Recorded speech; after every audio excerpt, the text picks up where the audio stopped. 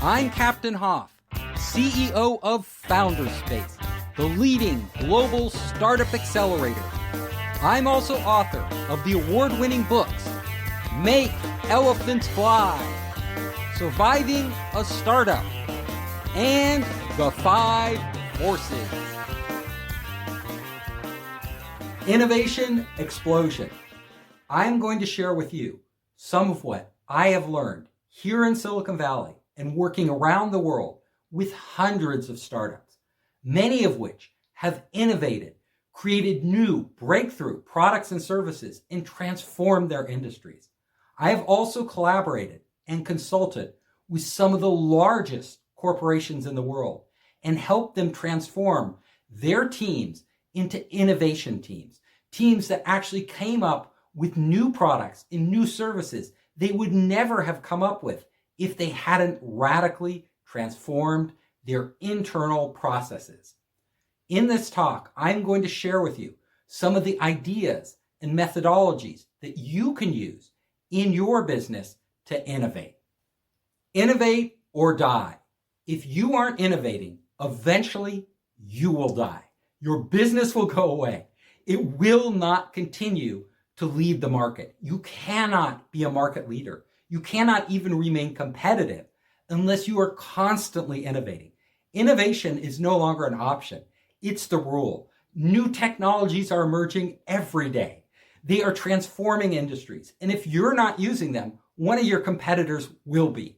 And they will gain the competitive edge on you. They will undercut your business. They will steal your customers. You will no longer be able to compete with them in the marketplace. Innovation has a life cycle. Every product goes through this life cycle. You innovate, you come up with a new product, you experience rapid growth, and then eventually the growth tapers off. This happens because new products, improved products, are coming into the marketplace, and they are taking away those customers.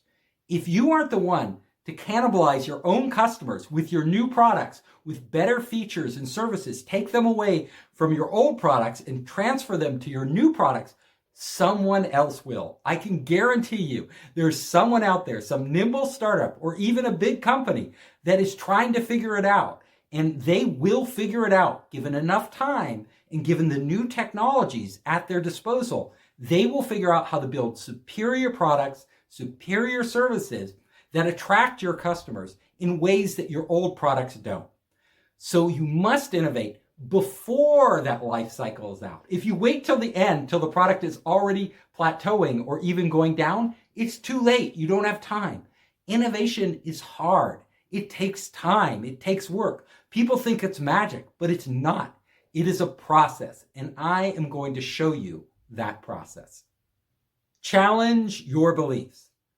One of the first things you need to do just to begin the innovation process is to look at everything you believe, everything you think is true, because I can almost guarantee you that some of the things you think are absolutely true are no longer true. Why is this? Well, because the world is changing. Markets change all the time. They make things that were true in the past no longer true in the future. Technology is always changing, always evolving. New technologies will change the rules of business, how things are done, how they can be done. You need to be aware of this. So one exercise I would like you to do is write down a list of every single thing you believe to be true about your business, about distribution, about your company, about the way things are done, everything you think is absolutely true. And then I want you to challenge them. I want you and your team, get your entire team together to question these. Is it really true?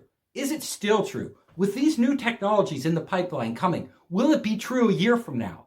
Because if it won't, you better start to address this. If you aren't exploring how these fundamental things that you believe to be true aren't true, then somebody else will, and they will figure it out. Because just one of these things, one of these key things, one of these assumptions you made about your business, if it's not true, it could completely tilt the playing field in the favor of somebody else who figures it out first. For your business to actually move forward, you can't do this challenge your beliefs once. Really innovative businesses are always challenging their beliefs. They're always saying, we thought this was true. We thought our customers thought this. Do they still think this? We thought this product is really competitive. Is it still competitive? We thought this technology was all that's out there. Is it all that's out there, or is there something better?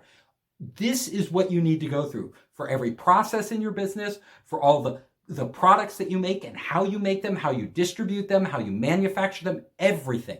You need to challenge your beliefs and then find out which elements you can poke holes through and start to explore those, start to figure out, assign teams to figure that out. Okay, this might no longer be true. This group of people, go figure that out. Figure that out. What are the latest technologies? Why wouldn't this be true? What are our competitors doing? What could we be doing differently than we're doing now? It just takes one of those things to spark a whole new wave of innovation and maybe launch an entirely new business unit. Challenge your beliefs. Think big. A lot of entrepreneurs and a lot of CEOs of big corporations believe that they have to have a big idea. They have to think big. They have to transform their entire company in order to innovate. This isn't true. You don't need to transform your entire organization. First of all, if you're in a larger company, not everybody in your company is going to be capable of innovating or even want to innovate. In fact, the majority of people will not care about innovating. Even if you tell them to innovate, they won't know what to do. It's not in their DNA. In fact, a small minority of people are the ones who are going to totally transform your business. So I hear CEOs all the time tell me, we're going to put in place an innovation program. Everybody in our company is going to innovate across the board, top to bottom. It never works that way. That sounds good. It sounds attractive. It's great on paper. It's good marketing, but it's not reality. In reality, it's usually a subset of the people in your company who are really geared towards innovation who will drive that process. And often they won't drive it with big ideas. So another mistake of thinking big is that the CEOs, whether you're in a big corporation or a tiny startup, they'll think they need a big idea to begin with, but you don't. You don't need a big idea to begin with. In fact, many big ideas, they are just kind of hyped up things that when you say them, they sound very attractive. They get a lot of attention. But in reality, they mean nothing. They're impossible to implement. You could say this thing that sounds good, but it's not rooted in the real world. And therefore, you don't even know where to start. Your team doesn't know where to start. How can you actually make this real? You need some real technology. You need some real insights. You need real customers who really need this.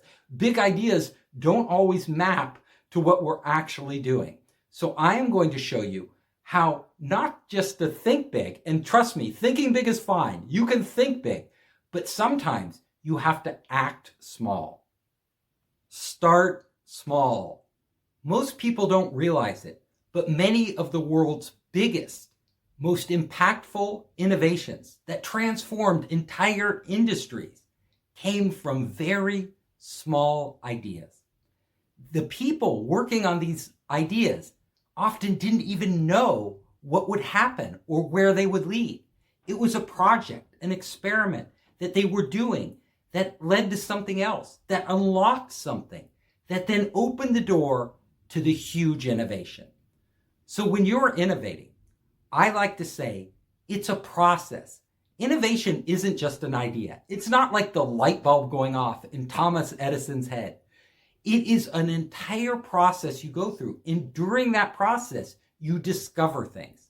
Now, the process can begin, and often does, with little things that you're working on to improve a product, a service, customer relations, something. You are working on these, and then they start to transform how you think and open up possibilities. Let me give you a few examples of startups that started with very small ideas that led to enormous changes. So I know the founders of YouTube, but most people don't realize that when they began the company, they didn't have a big idea. They didn't think they were going to change the entire media landscape. They were going to reinvent broadcast television. They were going to become the largest destinations for videos in the world. Nobody thought it at the time. What they were doing actually was working on a video dating site, something entirely different. They wanted people to date by video, but users didn't like the experience. They felt video dating was awkward, so uncomfortable, that their startup was actually failing. Around the same time, they had thrown a party with their friends, and they had this video that they wanted to share, the founders of YouTube. They wanted to share it with all their friends. Well, there was no easy way to do it at the time. So what they did was they thought, well, what if we uploaded this video to our website, which we've already built? We've built the site, we just upload it there, and then instead of sharing the video, we share the link and they can watch it on our website. Now that little idea that was really only invented to help them share a video of their party was the kernel that led to what YouTube is today. Because as soon as they realized how easy it was, they thought, well, other people probably want to do this. And they started to enable people to share a link to a video on their website. This simple link sharing innovation then led to YouTube because all these people started uploading their videos to YouTube. YouTube became a destination for content. Hence, it became the broadcast network. It started, though, with something entirely different. There are so many other startups out there that began in similar ways. The site Flickr, it became the #1, and it was definitely the first social sharing site for photos. Now, it didn't begin with that idea. It actually began as a game, an online game. So the founders of this game, they were making the game, and the game wasn't doing well. The game was failing. So they started to add feature after feature after feature. None of these features helped really improve the game. People still didn't like the game, even with all these features.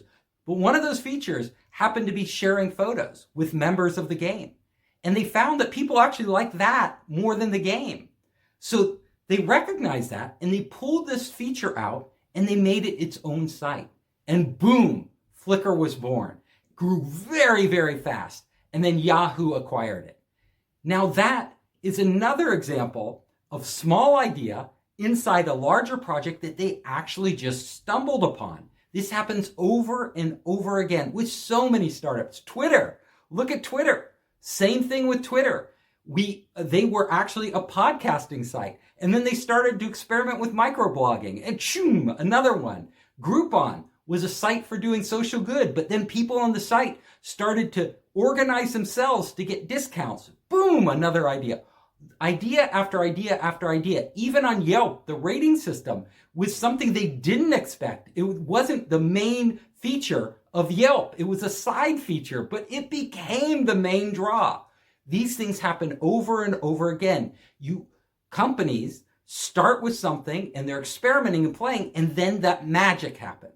So when you're innovating, don't kill the small ideas. In fact, you want your team to start small. You want them to start a lot of little things and start to see where they lead and what they unlock. That is the key to innovating. Starting small. Small teams. When innovating, the size of the team is really important. The larger a team gets, the harder it is to innovate. The reason for this is that large teams often move more slowly. It's hard to get a lot of people moving in any direction, and really keeping them moving in that direction is okay. But as soon as you have to switch directions, it becomes even harder because then you have to get everybody's buy-in to make a change. Whereas small teams move fast and are also more agile. They can change directions really quickly. It's only a few people. You only need a few people to buy in. Okay, let's change this way. No, let's change that way. Let's start over. It's not working. Let's try this. Innovation is all about change, and it's all about the speed of change. It's the speed of change. You're iterating on an idea over and over and over, running all these little experiments, and each time you have to adjust your direction. Big teams, very hard to do this. Somebody's going to always be resisting that change. The other thing about larger teams is they become more hierarchical. You have to have managers, you have people. The managers spend most of their time managing. They are kind of more hands-off on the innovation process. A small team Even the CEO is right in there with everybody else. It's the CEO and the founders are all innovating together. So they all understand the problems at the same level. They can talk more openly about it. It's really a totally different group dynamic. This is why even big companies that are innovative, like Amazon or Google, which are incredibly innovative for big companies, they do it by breaking it up into small teams. Their innovation teams are small. They have to be small. In fact, Jeff Bezos has a rule. He calls it the 2 pizza rule. He says if your innovation team can't be fed off just 2 pizzas, it's too large. That's the rule. So remember this. Somewhere between 2 and 10 people is ideal on an innovation team. You get more than 10 people, it starts to calcify, slow down. The communication breaks down. It's not the ideal for innovation. Can larger teams innovate? Absolutely. But usually it's because they break off a piece of the team, they give it autonomy over a project, and they allow that piece of the team to move forward and make a lot of changes on their own without reporting back to the main body. That is how you innovate in larger organizations. When starting any project, I always prefer getting a small group of people who know each other very well, who feel comfortable talking to one another, and then just setting them loose on the task and giving them complete freedom. Remember that small teams produce much more than large teams when innovating. Small scope. In addition to keeping the team small, keeping the idea small, it's also important to keep the scope small. The scope of a project really affects where that project will go. If you have this big scope and you're trying to do all these things at once, it becomes incredibly hard to innovate because you have to build so much before you can even test anything. And innovation is about the process of discovery. And discovery happens through testing, building something, putting it out there, seeing how people use it, getting feedback, analyzing that feedback, and then moving forward. The larger the scope gets, you have all these moving pieces that either need to be tested separately or together. It becomes very cumbersome. And honestly, most products, almost every great product that begins with a single idea. Think about the App Store. When you download an app on the App Store, you usually download it for one reason, because it's exceptionally good at one thing. And that's what it started out as. That's the core. So getting down to this core, keeping the scope small and just focusing on what are the essential elements of this product or service that we are offering that are going to be so much better than everybody else. That's what you need to focus on. If you could do this, then you could try one thing with it. If it doesn't work, if the core doesn't work, nothing else works. So keeping the scope small forces you just to do that. Don't get sidetracked with all these extra features and all this integration and all this other stuff. No, we're just going to focus on that one thing we do exceptionally well. And then once we get that working, once that really works, we can start adding on to it. That is the best way to approach innovation. That is why I always say, keep the scope small. Small budgets, the amount of money an innovation team has, actually has an impact on the innovation process. Teams that get too much money too soon, they actually don't innovate as well as teams that are under budgetary constraints. This is why I always say, when advising innovators, keep the budgets to a bare minimum. Just give them enough to get to the next milestone. And honestly, when you're a startup on your own, you usually don't have any money. And you have to be scrappy. You have to do things the hard way. You have to figure things out. It makes you more creative. The constraint of not too much money actually forces you to think, is there another way to do this? Is there a better way to do this with what we have, with our brain power, not just buying it, not buying consulting services, not getting help from the outside? We have to do it ourselves because we don't have a lot of money. I have seen innovation teams, especially those I have advised in large corporations, where they're given too much money. And then instead of doing stuff like basic market research themselves, where a startup would just go talk directly to the customer, get feedback and start that relationship, the team in these corporations, they go to a market research consulting firm and pay them, tens of thousands or hundreds of thousands of dollars to start doing various research projects for them. That is a waste of money. It's also a waste of time because these market research firms are moving slowly. So it slows the whole process down. It really hurts innovation. The other problem with having a lot of money is that, the team lead feels like they have to spend it. So instead of just sitting on the money, often they start hiring people they don't need, because they feel like they have all this money, they should have a bigger team. And again, the size of the team, the bigger it gets, especially with people who aren't really necessary, just slows things down. When innovating, put small amounts of money to work. As a startup, you often don't have a choice. This is the way it is. But even in large companies that have seemingly unlimited resources like Apple, Amazon, Google, they have so much money, but they need to, if they really want their teams to be scrappy and innovate like startups, think like a startup, they should give them just enough money so that they can make it to the next level, test something out, hit that milestone, analyze it, show the proof that they're on the right path and where they're going to go next. And then they get a little more money and a little more money. Small budgets make a big difference when innovating. Small time. When innovating, compressing the time you innovate in is really important. Really good startups innovate very fast. But what I'm talking about is not the total time of innovation. The total time of innovation you can't predict. Sometimes you get that breakthrough on day 2. Other times it's day 200. You can't know ahead of time how long it's going to take to come up with the innovation that will change your industry. So what you can do, the thing you can control, is the speed at which you innovate. And that is the speed at which you go through the innovation loop, the speed at which you iterate. From the time you come up with the idea, till you figure out how to test that idea, till you gather data from your customers, you analyze that data, and you iterate. You make changes and move forward. That thing you want to get, that loop you want to get as fast as possible. So literally you're trying new ideas, testing new hypotheses every single week, sometimes multiple times a week. If you can do this, you start to become really innovative, because innovation is about gathering knowledge, the speed at which you're learning. It's really about the speed at which you're learning, not the total time it takes to innovate. So because in the real world, different problems require different amounts of time. You just don't know. And making a breakthrough isn't something you can put on a schedule. Okay, 3 months from now, we're going to make that breakthrough that will change the world. You don't know that. You just know you're going down this path. You're discovering all these things. You're changing your mind. You're changing directions.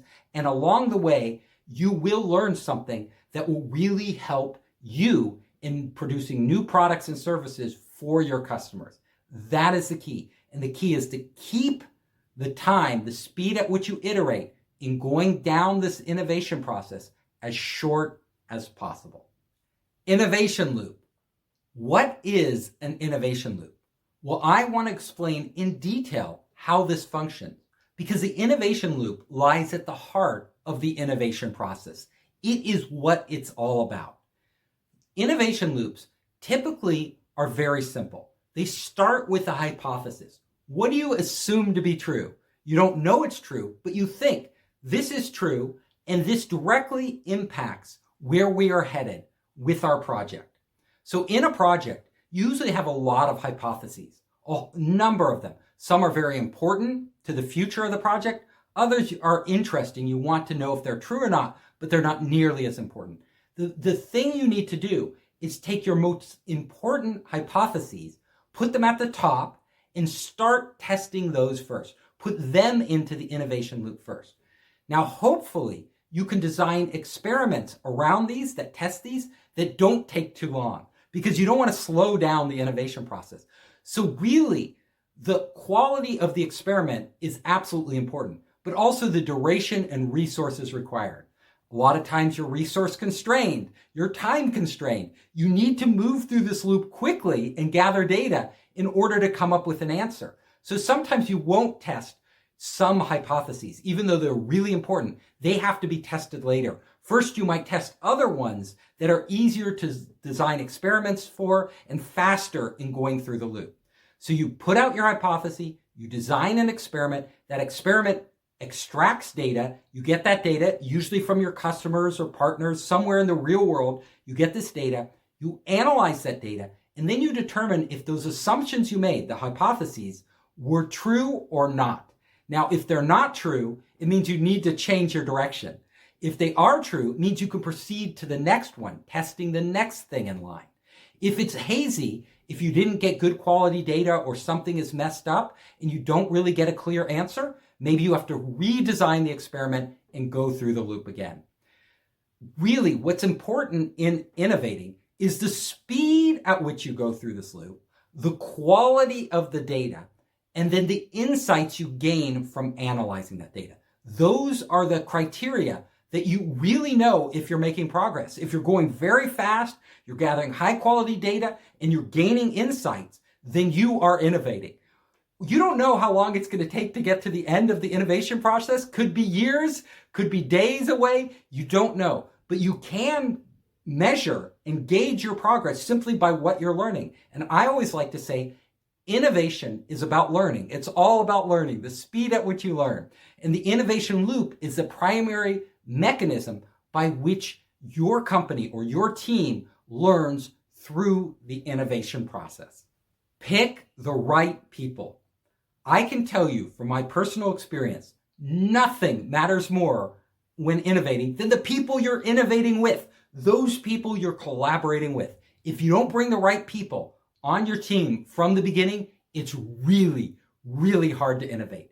And I've seen this in my own companies, my own startups. I've consulted for hundreds of startups, helping them, mentoring them through this process of innovation. And I've worked with some of the largest companies, global companies in the world, helping them structure innovation teams. Time and time again, it comes down to the people.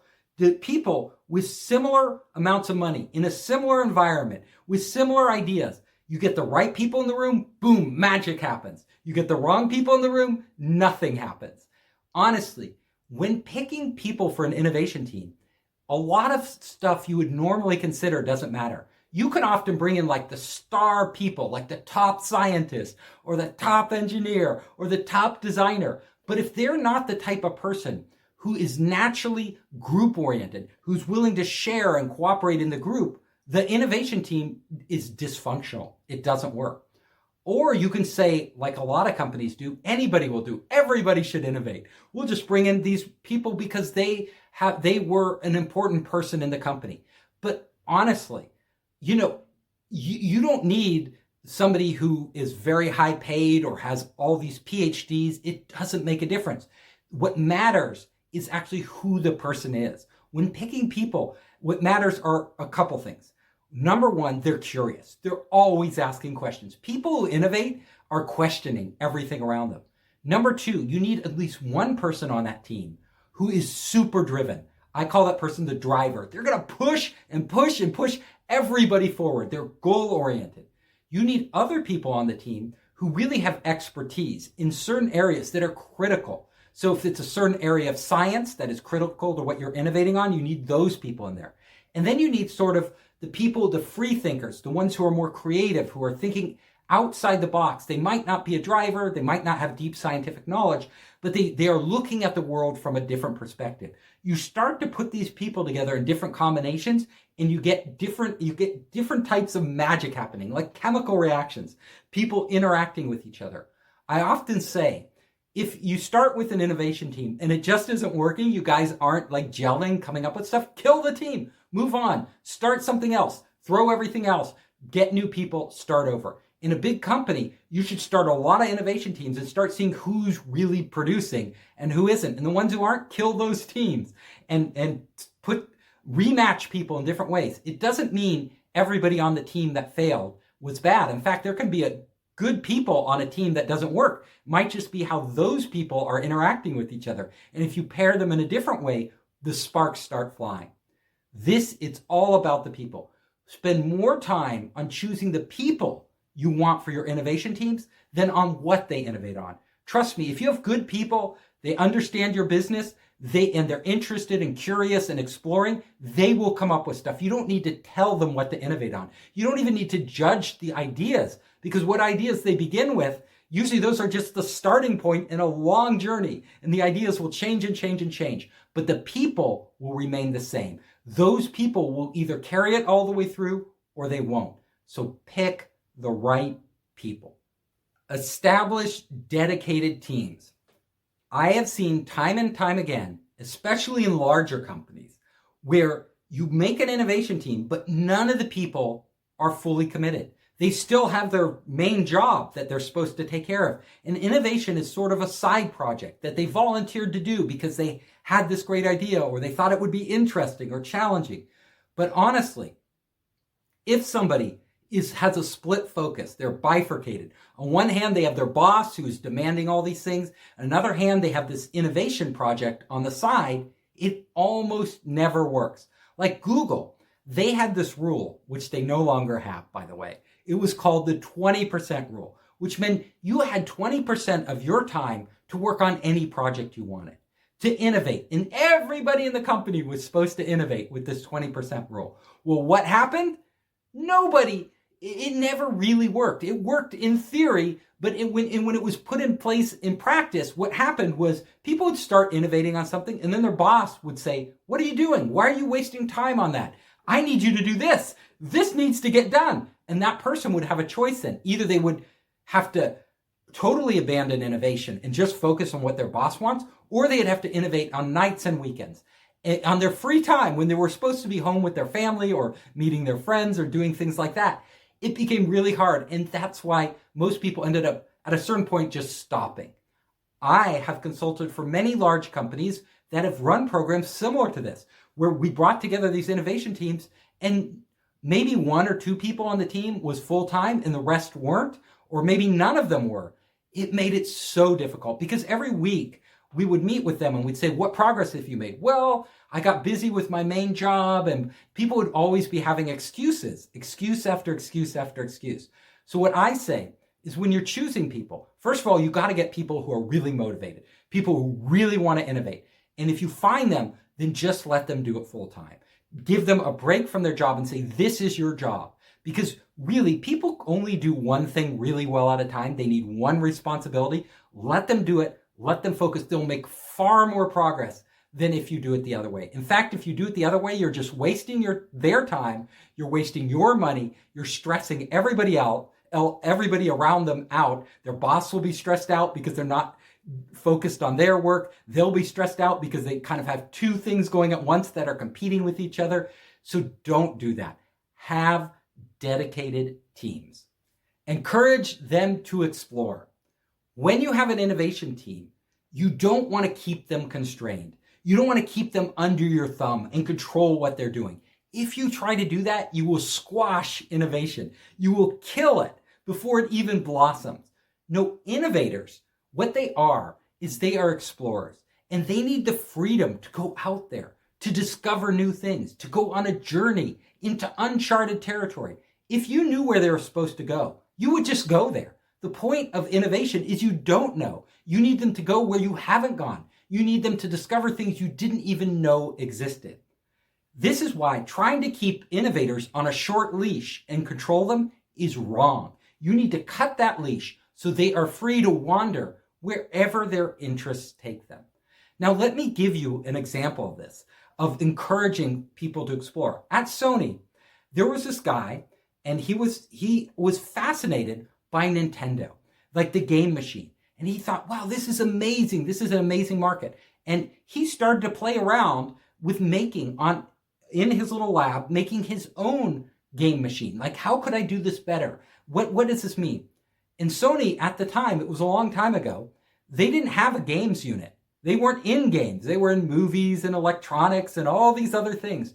And when the higher up managers saw this person doing this stuff, they tried to kill it. They're like, what is this person doing? They're wasting their time. We're not a game company. We're not even in that business. We don't make toys. This isn't what we do. We make real electronics. We make movies and content and all this other stuff.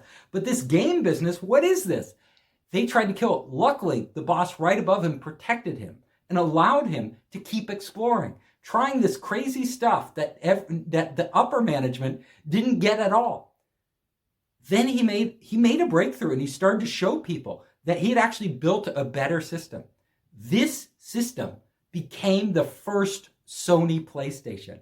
And Sony PlayStation, since that day, has made up a growing portion of Sony's revenue. It became their future. The upper management almost killed that.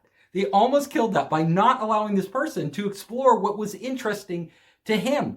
If you have an innovation team, if you have people on your team that are really interested in things, don't say, no, that's not the focus of our company. No, you can't do that. In fact, if they're the type of people who are natural innovators, put them on a team, give them some support, let them go out there, see what they find, let them explore. Failure is fine.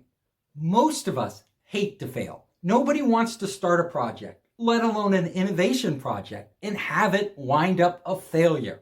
But let me tell you, you cannot innovate without failing. Innovation is intrinsic to the process of innovation. It's like the yin and the yang. You can't have light without dark. It is like risk and reward. You cannot get the big rewards if you don't take the big risks. In innovation, you're trying to discover something nobody else has discovered. If they already knew it, they would be doing it. But you are innovating. You don't know. So in that process of discovering, you are going to fail and fail and fail again. And perhaps the entire project is a failure because your original assumptions were simply wrong. But you wouldn't know that if you didn't go there and test it out. That is why if you try to remove failure from innovation, you kill innovation. If you can only greenlight projects that you know will succeed, well, then you're not innovating. By definition, you're not innovating. You're just doing what you know how to do. You are implementing. So keep this in mind. If your innovation teams are failing, it doesn't mean they're on the wrong track. It means that they are going through innovation.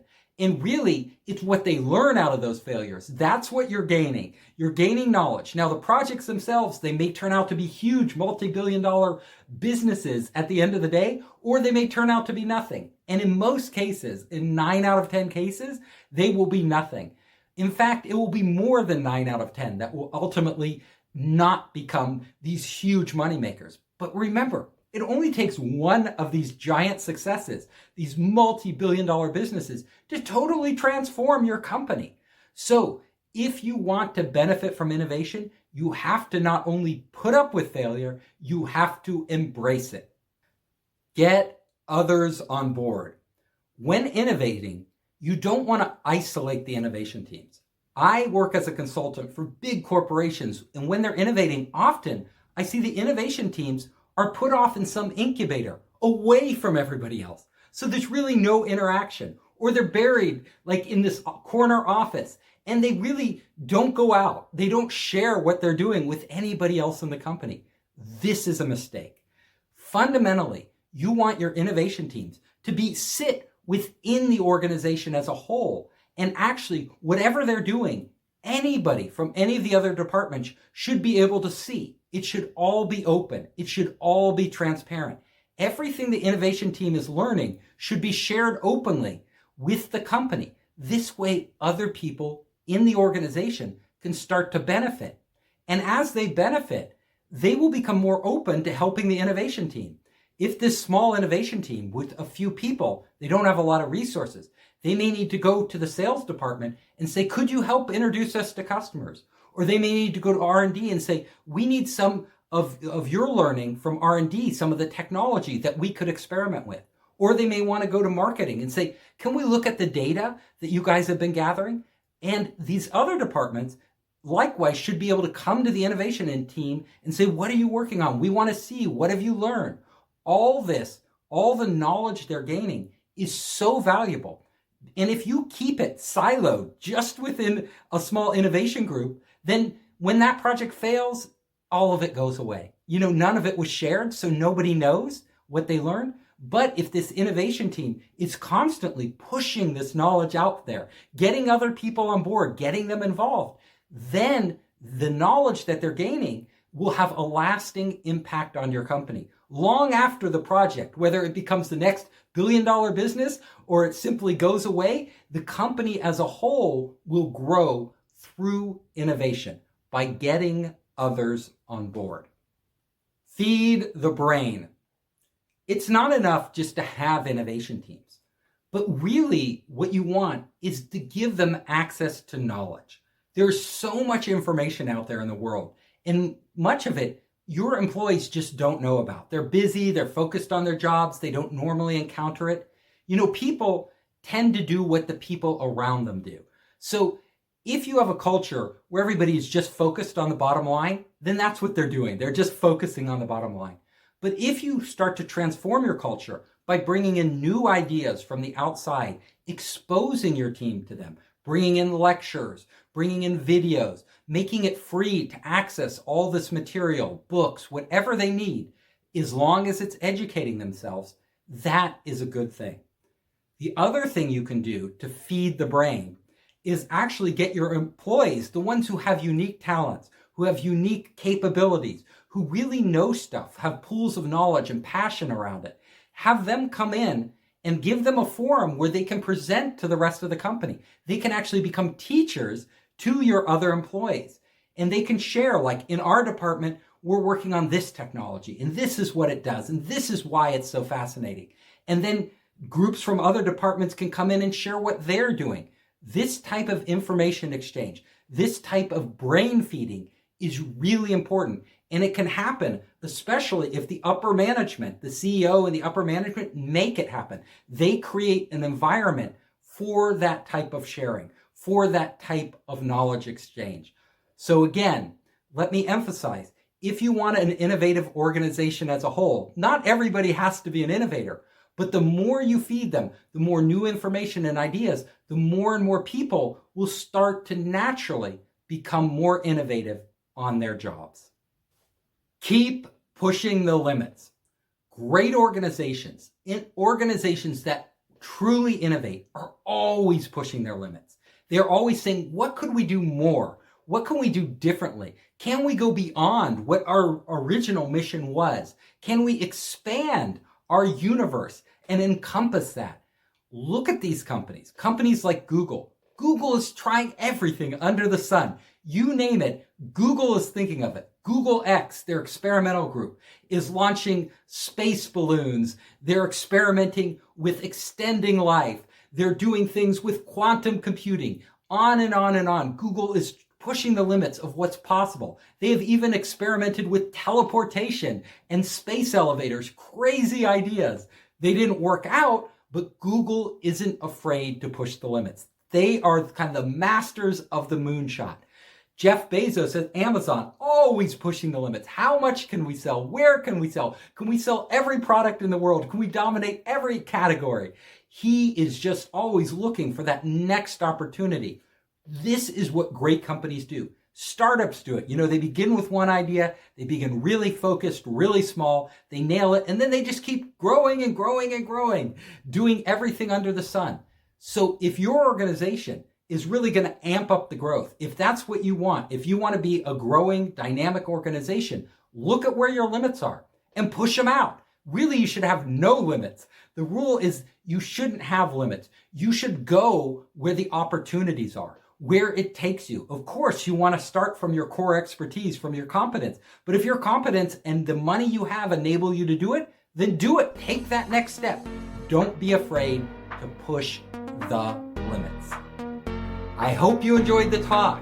If you liked it, you can come to founderspace.com. You can check out our latest events, contact us, and see my latest books, Make Elephants Fly, Surviving a Startup, and The 5 Forces.